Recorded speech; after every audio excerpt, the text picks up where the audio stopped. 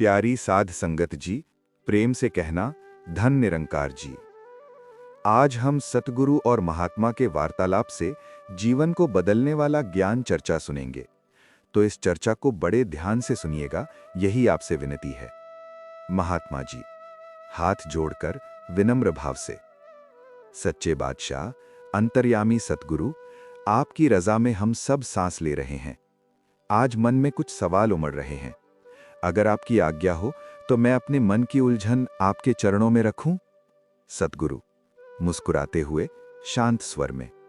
पूछो महात्मा जी, जिज्ञासा ही ज्ञान का द्वार खोलती है। मन में संशय रखकर भक्ति नहीं हो सकती। जो पूछना है प्रेम से पूछो। महात्मा जी, सतगुरु, मैं जब दुनिया को देखता हूं तो हर तरफ हाहाकार है। कोई अशांति में जल रहा है, कोई धन के पीछे भाग रहा है। लेकिन हम सत्संग में बैठकर इस ब्रह्म ज्ञान का आनंद ले रहे हैं। मेरा सवाल यह है कि क्या ये हमारे भाग्य में लिखा था? क्या मैंने पिछले जन्मों में कोई बहुत बड़े पुण्य किए थे जो मुझे आप मिले और ये ज्ञान मिला, या ये महज एक संयोग है? सतगुरु, महात्मा जी, ये प्रश्न बहुत गहरा है और अक्सर साध संगत के मनों में उठता है। संसार का नियम है कर्म और फल। लोग कहते हैं भाग्य से ज्यादा और समय से पहले कुछ नहीं मिलता। ये बात शरीर और संसार के लिए बिल्कुल सही है।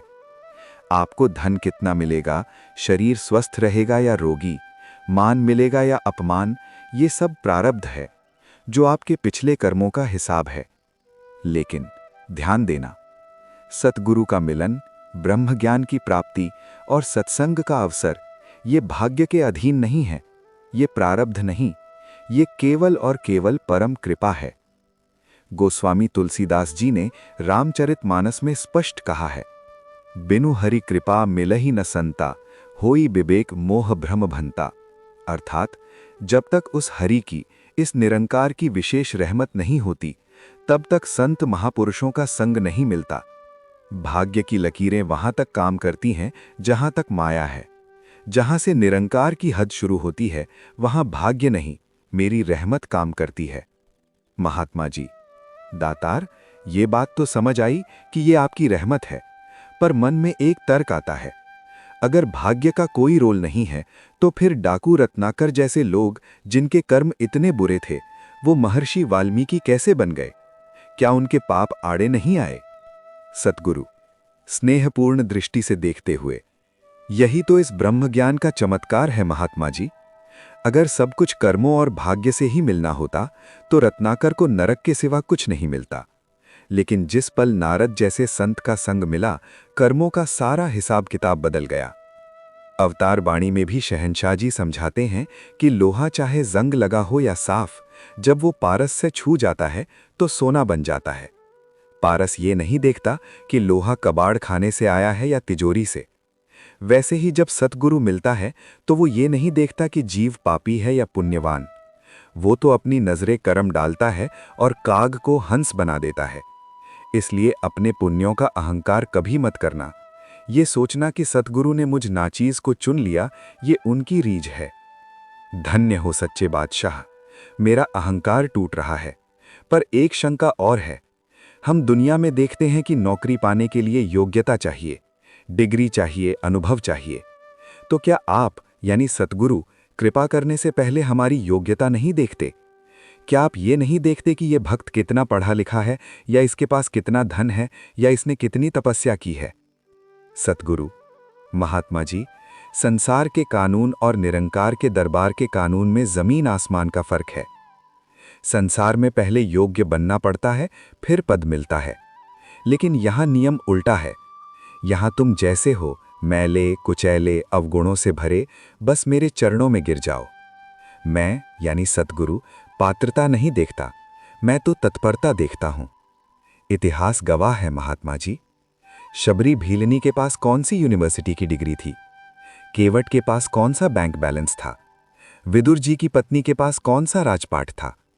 लेकिन जब भगवान राम और कृष्ण आए तो उन्होंने महलों को छोड़कर इनके रूखे सूखे बेर और केले के छिलके स्वीकार किए। क्यों? क्योंकि उनके पास प्रेम और समर्पण था। शास्त्र कहते हैं, कर्तुम अकर्तुम अन्यथा कर्तुम। सद्गुरु समर्थ हैं, वो अयोग्य को भी पल भर में योग्य बना सकता है। तुम्हें खुद को सुधार कर मेरे पास आने की जरूरत नहीं है। तुम मेरे पास आ जाओ, सुधर तुम अपने आप जाओगे। महात्मा जी, भावुक होकर, सद्गुरु, आपकी ये बातें मेरे हृदय को शीतलता दे रही हैं। यानी हमें केवल समर्पण करना है। लेकिन बाबा जी, एक कड़वा सच ये भी है कि सत्संग में हजारों लोग आते हैं। आपकी रहमत तो सब पर बरस रही है, जैसे सूरज सबको रोशनी देता है। फिर ऐसा क्यों है कि कुछ महात्मा बहुत ऊंचाइयों को छू लेते हैं, उनका जीवन बदल जाता है, और कुछ लोग सालों तक आने के बाद भी खाली रह जाते हैं? उनका बर्तन क्यों नहीं भरता? सद्गुरु, बहुत सुंदर प्रश्न है। इसका उत्तर विज्ञान यानी साइंस और ज्ञान दोनों में है। महात्मा जी, पानी का स्वभाव क्या है? वो हमेशा ऊंचे स्थान से नीचे की ओर बहता है। पहाड़ की चोटी पर बारिश का पानी नहीं टिकता, लेकिन जो नीचे खाई या गड्ढा होता है वो लबालब भर जाता है। ठीक इसी प्रकार कृपा भी वही ठहरती है जहां दीनता यानी ह्यूमिलिटी होती है, जहां निमानापन होता है। कबीर साहिब जी का बहुत अनमोल दोहा है, ऊंचे पानी ना टिके नीचे ही ठहराए, नीचा होई सो भरी पिए ऊंचा प्यासा जाए। जो इंसान अहंकार में अपनी गर्दन अकड़ाकर खड़ा है, जो सोचता है कि मैं तो बहुत पुराना सत्संगी हूं, मैं बहुत ज्ञानी हूं, या मैं सबसे ज्यादा सेवा करता हूं, महात्मा जी, उसका बर्तन उल्टा रखा है। अब मूसलाधार बारिश भी हो जाए तो उल्टा घड़ा कभी नहीं भरता। वो बाहर से तो भीग जाएगा, पर अंदर से सूखा रह जाएगा। महात्मा जी, हे दातार, इसका मतलब कमी आपकी देने में नहीं, हमारे लेने में है।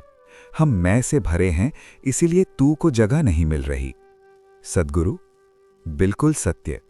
जब तक मैं है तब तक हरि नहीं, और जहां हरि प्रकट होता है वहां मैं टिक ही नहीं सकती।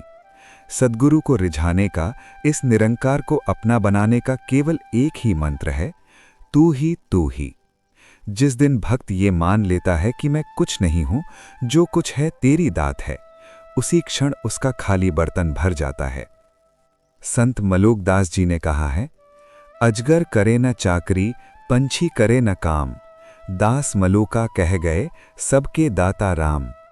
इसका अर्थ ये नहीं कि कर्म नहीं करना, इसका अर्थ है कर्म करते हुए कर्ता भाव यानी डूअरशिप का त्याग करना, ये मानना कि करने वाला और कराने वाला ये निरंकार है। तो महात्मा जी, अगर जीवन बदलना है तो अपनी अक्ल और चतुराई का त्याग करके भोले भाव से इस ज्ञान की गंगा में डुबकी लगाओ। जो चतुर बनकर किनारे पर बैठा रह जाएगा वो केवल लहरें गिनता रह जाएगा, मोती उसे नहीं मिलेंगे जो गहरा गोता लगाएगा। महात्मा जी, गहरी सांस लेते हुए, सद्गुरु, आज आपने भाग्य का भ्रम तोड़ दिया और अहंकार की बीमारी का इलाज बता दिया। यानी मुझे अपनी अक्ल नहीं दौड़ानी, बस आपके हुक्म में, आपकी रजा में नीचा होकर रहना है। हाँ महात्मा जी, यही भक्ति का पहला कदम है, लेकिन अभी यात्रा बाकी है। अभी तो हमने नींव की बात की है। महात्मा जी, नतमस्तक होकर, सच्चे बादशाह, अब एक व्यावहारिक प्रश्न है। हम गृहस्थी लोग हैं, हमें कैसे पता चले कि सद्गुरु हम पर प्रसन्न है? क्या धन दौलत का बढ़ना आपकी प्रसन्नता है, या समाज में नाम होना आपकी कृपा है? क्योंकि दुनिया तो इसी को सफलता मानती है। सद्गुरु, गंभीरता और करुणा के साथ, महात्मा जी, संसार की दृष्टि और संत की दृष्टि में भेद है। धन, पद और प्रतिष्ठा तो रावण और दुर्योधन के पास भी बहुत थी, पर क्या उन पर प्रभु की कृपा थी? नहीं। सच्ची प्रसन्नता का पैमाना बाहरी नहीं, भीतरी है। संत कबीर दास जी ने बहुत सुंदर कहा है, कबीरा मन निर्मल भया जैसे गंगा नीर, पाछे पाछे हरि फिरे कहत कबीर कबीर। मेरी प्रसन्नता का प्रमाण ये है, जब तुम्हारा मन पाप कर्मों से पीछे हटने लगे, जब किसी का दिल दुखाने से पहले तुम्हारी रूह कांपने लगे, और जब परहित में यानी दूसरों की भलाई में तुम्हें स्वार्थ से ज्यादा आनंद आने लगे। गोस्वामी तुलसीदास जी ने रामचरितमानस में स्पष्ट लक्षण बताए हैं, परहित सरिस्न धर्म नहीं भाई, पर पीड़ा सम नहीं अधमाई। जब तुम दूसरों के आंसू पोंछने लगो और तुम्हें लगे कि ये सेवा मैंने नहीं, सद्गुरु ने मुझसे करवा ली है, तब समझना कि मैं तुम पर रीझ गया हूं। सेवा, दातार, सेवा शब्द तो हम रोज सुनते हैं। अक्सर हम सोचते हैं कि लंगर में रोटियां पकड़ा देना या भवन की सफाई करना ही सेवा है। पर कई बार सेवा करते हुए भी मन में शांति नहीं मिलती। ऐसा क्यों? क्योंकि महात्मा जी, तुमने सेवा का शरीर तो पकड़ा, पर सेवा की आत्मा को नहीं समझा। हाथ पैर हिलाना परिश्रम है, सेवा नहीं। सेवा तब बनती है जब उसमें हुक्म यानी ओबीडियंस शामिल हो जाए। शास्त्रों का अटल सिद्धांत है, आज्ञा सम न सुसाहिब सेवा, अर्थात स्वामी की आज्ञा का पालन करने के समान कोई दूसरी सेवा नहीं है। अगर गुरु कहे बैठ जाओ और तुम कहो नहीं, मैं खड़ा होकर पहरा दूंगा, तो वो सेवा नहीं, मनमत है। गुरु ग्रंथ साहिब में भी फरमान है, हुक्मी मन्ने सो जनु परवाणु, गुर के सबद दरगह नीसाणु। जो हुक्म मानता है वही सेवक परवान होता है। तो महात्मा जी, अपनी अक्ल के घोड़े दौड़ाना बंद करो। जो इशारा मिले उसे शिरोधार्य करो। बिना नुक्स निकाले, बिना क्यों और कैसे पूछे समर्पण कर देना ही सर्वोच्च सेवा है। महात्मा जी, सद्गुरु, आपके वचन हृदय में उतर रहे हैं, पर एक पीड़ा है जो हर भगत को सताती है।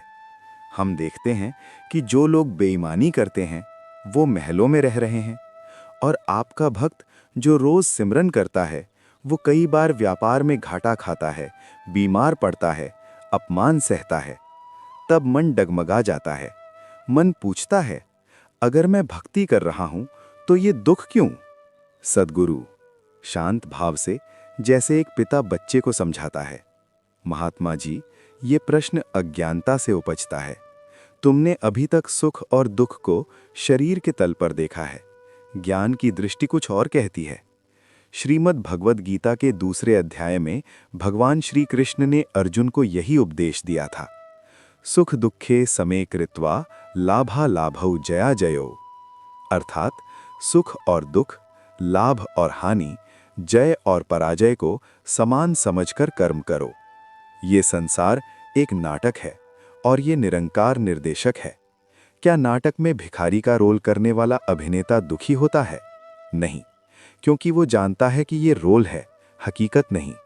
ज्ञानी पुरुष के जीवन में भी दुख आता है, पर वो दुखी नहीं होता। उसके जीवन में सुख आता है, पर वो अहंकारी नहीं होता। संतों का कथन है, सोना तपाए बिना कुंदन नहीं बनता। अगर मैं तुम्हें दुख दे रहा हूं तो समझो मैं तुम्हारे कर्मों के बंधन काट रहा हूं। मैं तुम्हें मजबूत बना रहा हूं। मीराबाई ने कितने कष्ट सहे। प्रहलाद को आग में डाला गया, क्या उन्होंने भक्ति छोड़ी? नहीं, क्योंकि उनका सौदा व्यापार का नहीं, प्यार का था। जो सुख में सिमरन करे और दुख में शिकायत, वो भक्त नहीं, वो तो व्यापारी है।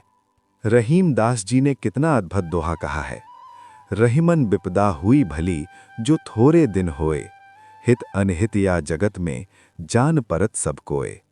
विपत्ति ही वो कसौटी है जहां पता चलता है कि कौन अपना है और कौन पराया। और याद रखना, विपत्ति में जब सब साथ छोड़ देते हैं तब केवल ये निरंकार ही उंगली थामता है। महात्मा जी, हे दीन दयाल, आज मेरी आंखें खुल रही हैं।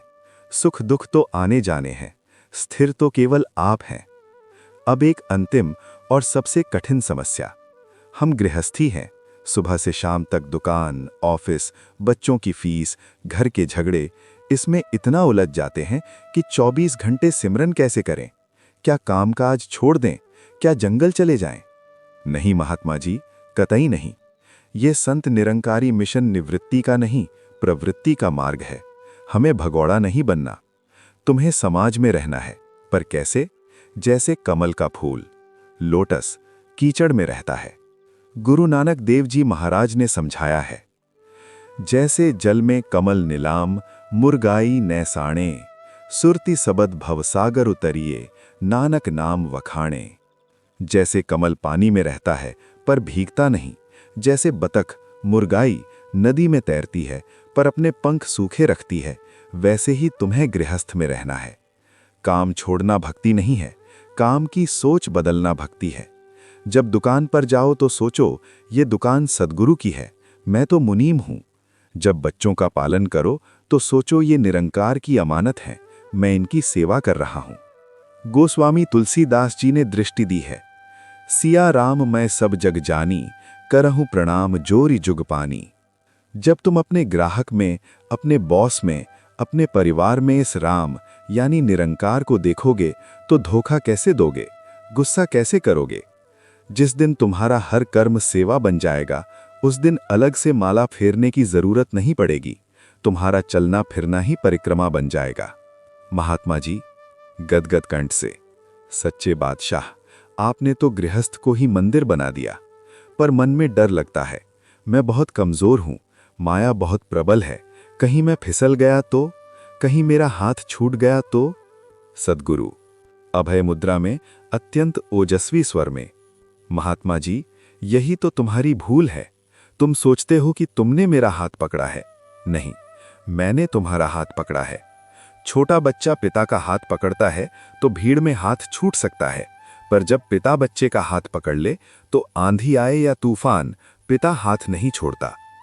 गीता के 9वें अध्याय का ये श्लोक अपने हृदय में अंकित कर लो, अनन्याश्चिन्तयन्तो माम ये जनाः पर्युपासते, तेषाम नित्य अभियुक्तानाम योगक्षेमम वहाम्यहम्। भगवान कहते हैं, जो अनन्य भाव से मेरा चिंतन करते हैं, उनकी रक्षा की जिम्मेदारी, उनकी जरूरतों का भार मैं स्वयं उठाता हूं। तुम रेलगाड़ी के डिब्बे की तरह हो, डिब्बे के पास अपना इंजन नहीं होता, मैं सद्गुरु तुम्हारा इंजन हूं। तुम्हें दौड़ने की जरूरत नहीं है, तुम्हें केवल विश्वास की क्लिप से इंजन के साथ जुड़े रहना है। जहां इंजन जाएगा, डिब्बा अपने आप पहुंच जाएगा।